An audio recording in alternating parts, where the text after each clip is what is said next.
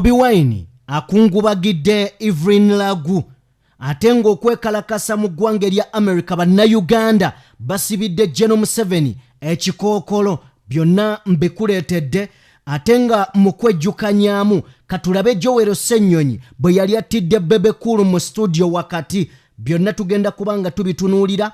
Amasasi Ganyoose 18 kitalo zifiiriddewo atenga njagala kutegeezaako nti pastor naye avudde mu mbeera bwalumbaganye General Museveni pastor chono atatya bidudumuka oba biduduma tugenda kubanga tubitunuulirako. Njagala kubabuuzaako mwenna gye musinziira okubanga mutugoberera abali mu bitundu by'ensi eby'enjawulo mwena mbaanirizaako mukutu oli ku DPTV Uganda and of course yenze Sajjime abeerawo okubanga mbatuusaako ebintu eby'enjawulo. Olunaku olw'eyo tetugenda kubanga tulwa, njagala kujjukiza bujjukiza nti tutambula ne Sheikh Ashraf omusomi wa dduwa munoonyeeko mukwano gwange gwalina ebizibu eby'enjawulo ye Sheikh Ashraf tutambula naye wano ku mukutu gwaffe musajja ali legit. Kiki ekikusumbuwa?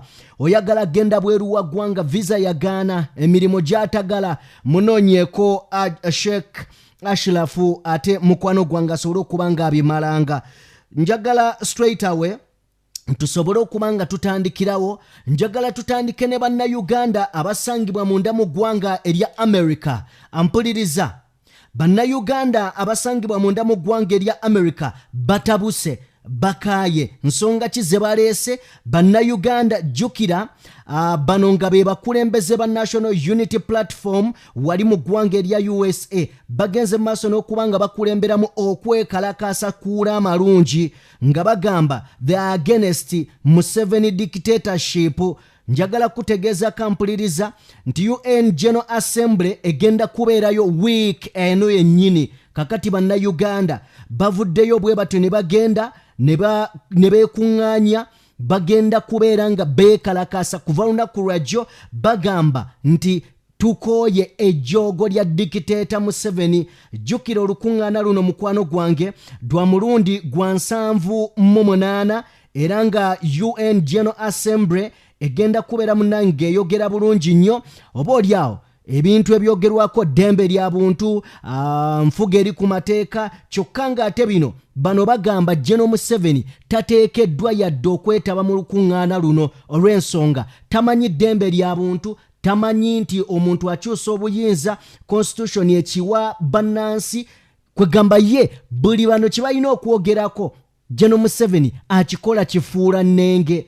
Bwe bagamba ddembe lya buntu yakyasinza okumalawo eddembe ly'obuntu. Bwe bagamba dictatorship yakyasinza okuwangala mu buyinza. Bwe bagamba kwegamba human rights yakyasinza violentinga human rights. Kakati baakedde ku nguudo z'ekibuga z'omu kibuga wali ekya USA mukwano gwange mu New York wakati ne bagenda maaso n'okubanga beekalakasa bagamba tebaagala General Museveni alinnyeyo yadde olubu lw'ekigere. Era ng'ebimu ku bipande bye tusobodde okubanga tulabako bagamba nti Museveni stop silent genocide in Uganda. Museveni stop silent genocide in Uganda. Era ne bagenda maaso n'okubanga bawandiika ebirala.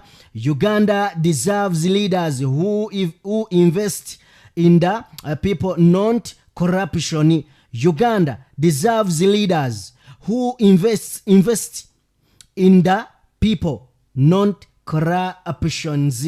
Yes, arrest Museveni now. Byebimu ku bigamba mpuliriza bye bagenze maaso n'okubanga bawanika bannayuganda wali mu kibuga New York wakati bawakanya General Museveni okwatendinga assembly eno ya UN General Assembly olw'ensonga bagamba he is the murderer. Mutemu abaana banna bagamba ono mu butemu yeekansa ate kati bwe bagamba mbu simanya yeetabe mu bino nedda baaba. Kale nno bwe tubanga tuvuddeko sayidi zeeyo mu bannayuganda abagenda maaso n'okubanga beekalakasa njagala kubeera nga nkutwala butereevu nnyo munnayuganda mpuliriza mu story katusooke story ya Joel Ssennyonyi. Atusooke ku Joel Ssennyonyi tulabeko katono nnyo bwe yasinkanye obwenyi n'omukulu amanyiddwa nga Bebe Cool. Biki ebyabaawo? Bebe Cool katono bamunywese amazzi ag'ensuwa katono bamunywesa amazzi aganyikiddwamu ebigere katulaba akatambi kano bwe tukavaamu tujje ne Honorable Namboze. NDS munkoze bubi nnyo. Ntera okwagala okubeera ku debates n'abantu abategeera bibogerako. Debate eyo eba ennyumira nnyo. N'omusajja yabadde ne chance okwogera si bwe kiri? No, I'm making my comment. That's proves that. Bebe cool. Insult a day mabega. Let me make my comment. Yes, and for me this is my comment. Honorable shall come to you. No. Let me make my comment. The comment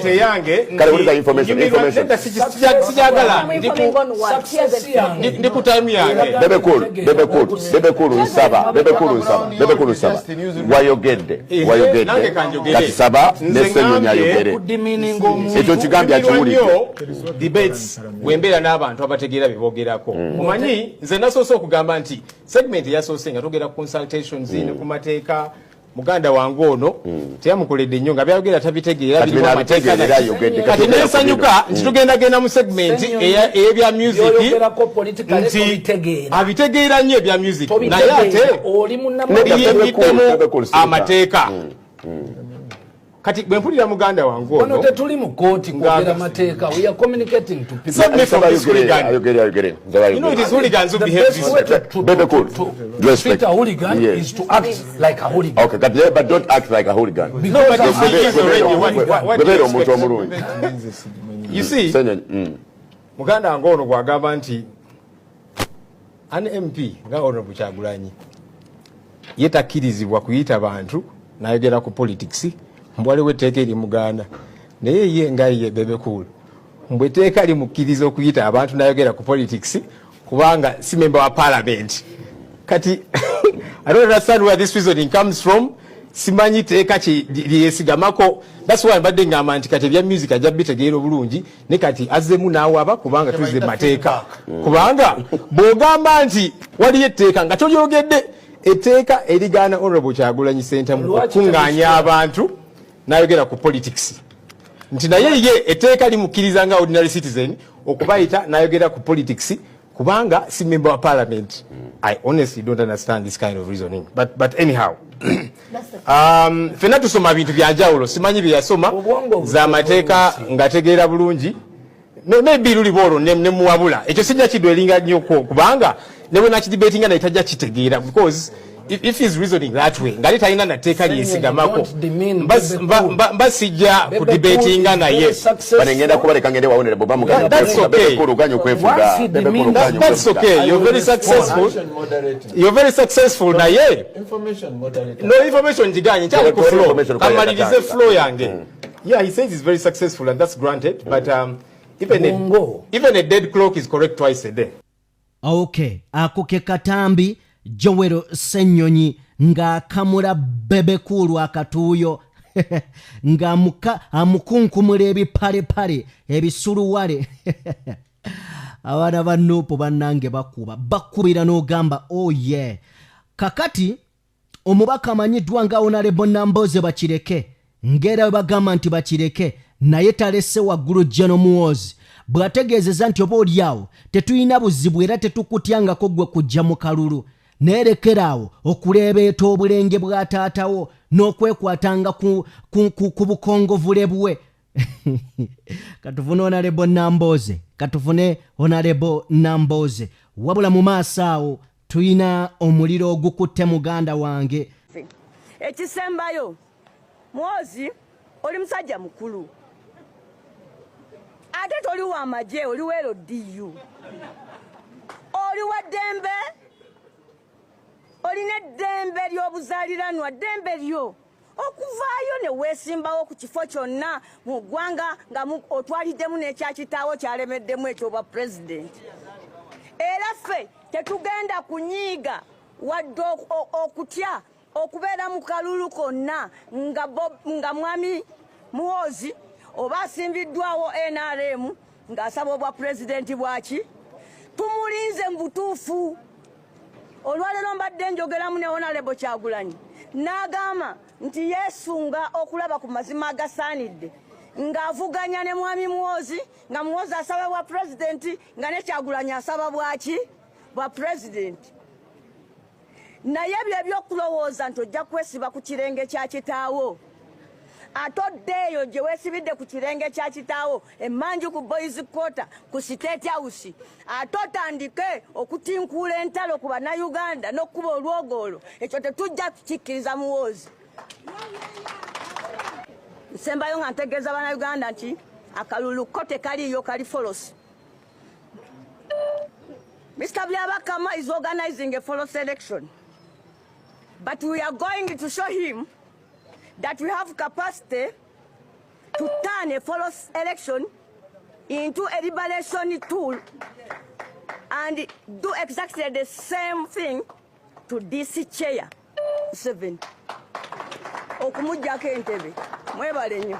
Oyo ye Honorable Namboze Bakireke wa kibiina kya National Unity Platform oba NUP era akiikirira mukono municipality mukwano gwange bwe tuba nga tuvuddeko eyo nziramu okujjukiza tutambula ne Sheikh Ashraf musomi wa dduwa teweesibaako nnyanja ya bizibu munoonyeeko asobole okuba nga akutaasa tukimanyi bulungi nnyo nti bapasita mu Uganda bangi abataagala yadde okunyega ku kigambo ekikwatagana n'enfuga nga bwegenda maaso mu Uganda era nga bo abamu abasumba bagamba tebibakwatako bo bali oyiba myoyo naye kino obanga okyebalamye obeera ng'omubuyabuya n'okutegeerako kuba kwetaaga kuteeka ku lupimo kubanga aliwo betutakyapima nga bapasita bujiiko abo bo tetukyabapima twamanyirayo nti bagwagwa sijja kirumamu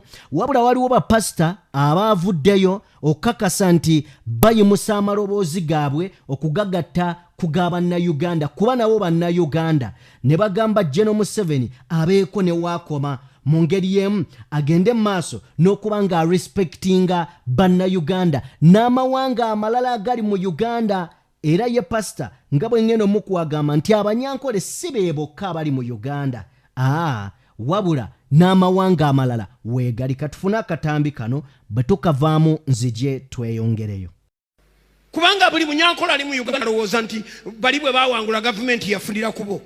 Shut up. Eriyo amawanga amalala 5 mwaga nago agaagala kyoyagala baali wano abakyoli n'abalaŋŋu nga balowooza buli kintu kyabwe ng'eriyo abalala bakyagala si mwe musoose kwogata ne buno obuwangwa obuvudde Congo ffenna abavudde ebbali eyo wano twagala ku keeke yemu kwe tulya kyova olaba nga bw'oteekawo keeke emmese erumako ne munyera n'alyako n'ebiyenje mbita byakusaaga kati we tuli mwe abaana ba Katonda muleke kutunulira Bayibuli bweti ne mugisoma nga abali engulu eri ku misaalaba musome Bayibuli nga mulabamu amagezi.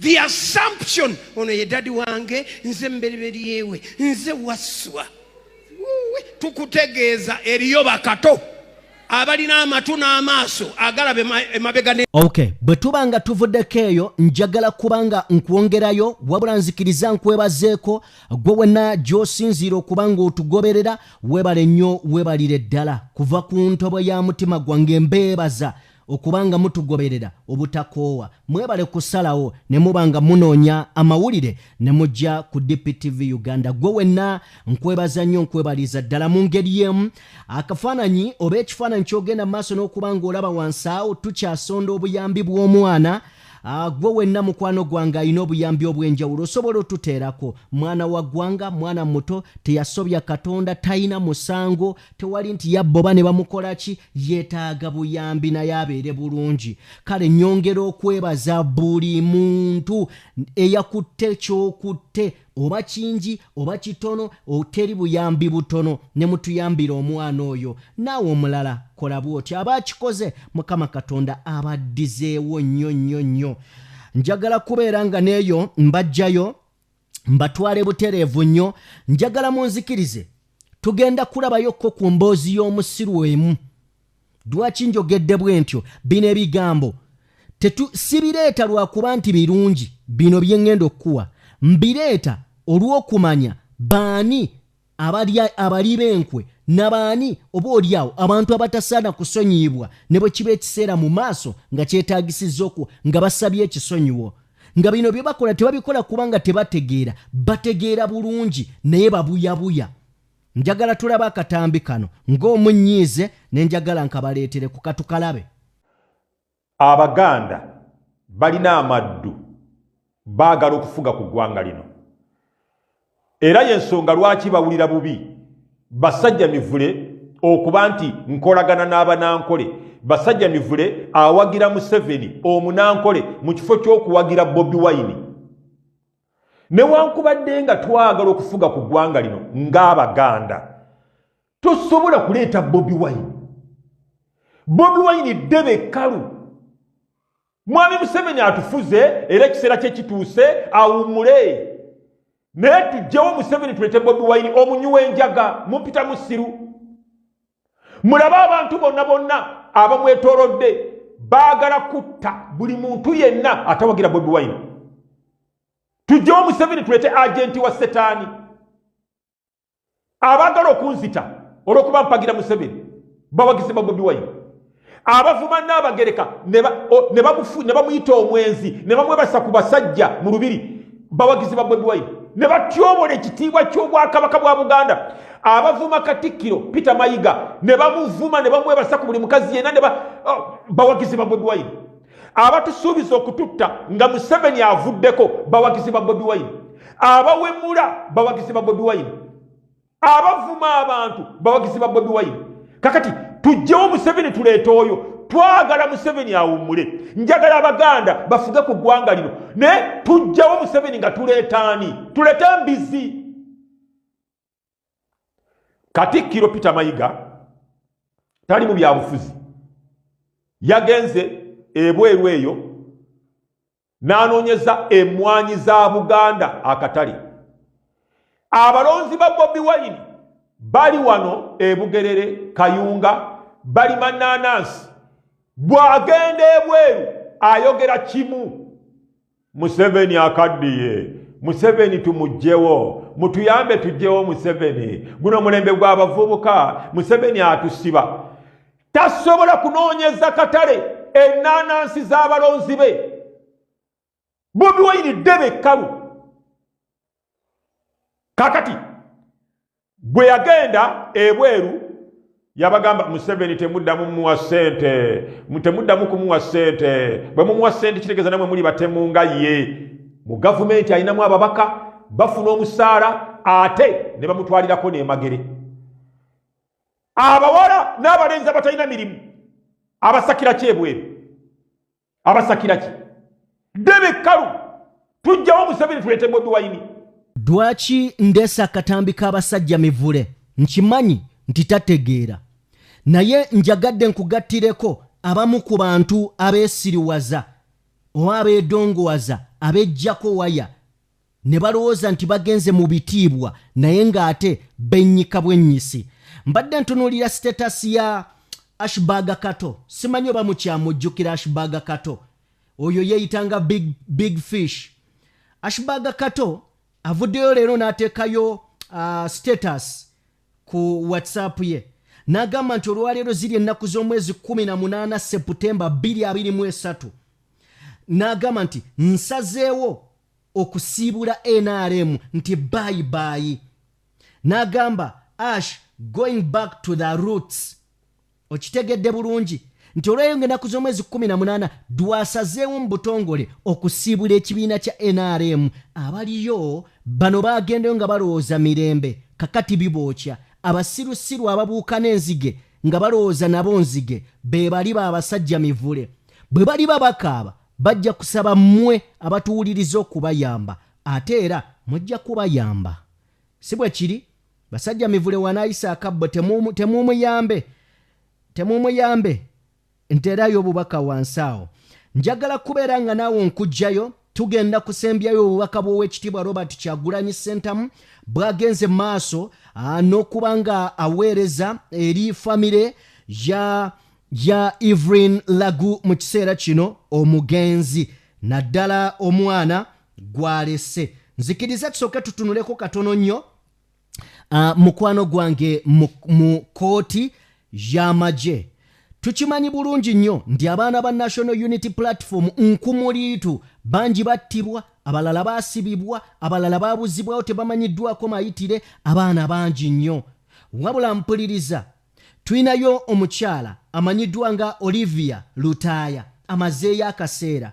Olivia Lutaaya awozesebwa kooti y'amagye ne si munnamagye, kwegamba awozesebwa mu General Court Martial oba okitegeera, ne si munnamagye.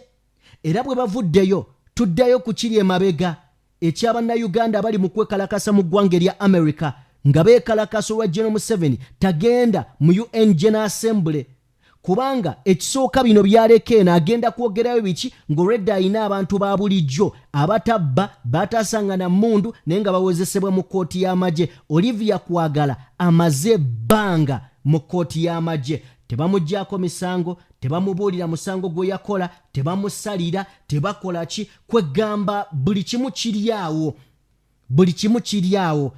Ampuliriza, Olivia Kwagala akyali mu kkomera musibe. Ono yaleka omwana omuto okamala. Tusaba Katonda amutaase ekkomera. Bwe mba nga nkuggyeko sayidi zeeyo njagala kuddamu kujjukiza titutambula ne Sheikh Ashrafu omusomi wa dduwa. Munoonyeko muganda wange atojja kubeera ng'ate wejjusa. Njagala kuba nga nkutwala butereevu nnyo. Njagala kubeera mukwano gwange nga nkutwalako munda mu disitulikiti eya Nakapiripiti. Eno olunaku olwaleero abasirikale bavudde mu mbeera ne basasira ente, cows, ente era 18 zikubiddwa amasasi ne zifiirawo, endala 20 zirumiziddwa ebyensusso. Tewali yategedde kiki ekiviiriddeko abasirikale bano okusindirira ente zino amasasi, tewali. Okusinziira ku mwogezi w'amagye avuddeyo butereevu nnyo n'ategeeza nti kituufu abasirikale baffe bakubye ente zino amasasi ne tekinnaba kutegeerekeka buzibu ki kwe buvudde. Kakati bannange abasirikale obusungu kati mubututte ku nte.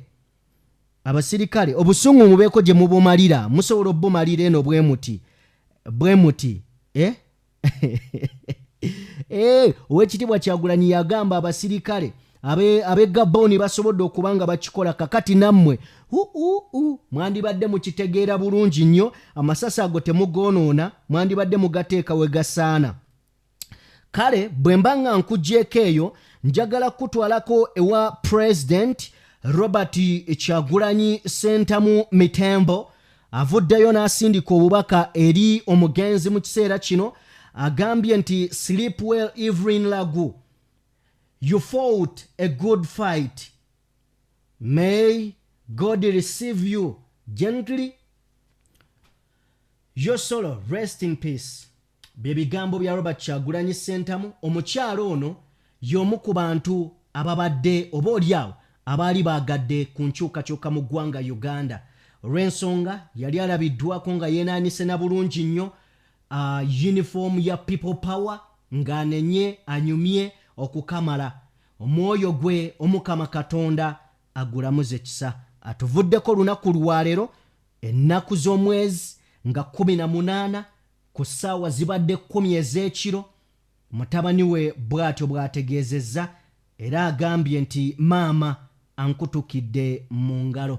Kitalo nnyo, tukugumya baganda bo, ab'emikwano na buli omu mwenna tubagumya.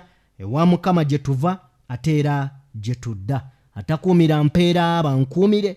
Mubeere bulungi, mweraba.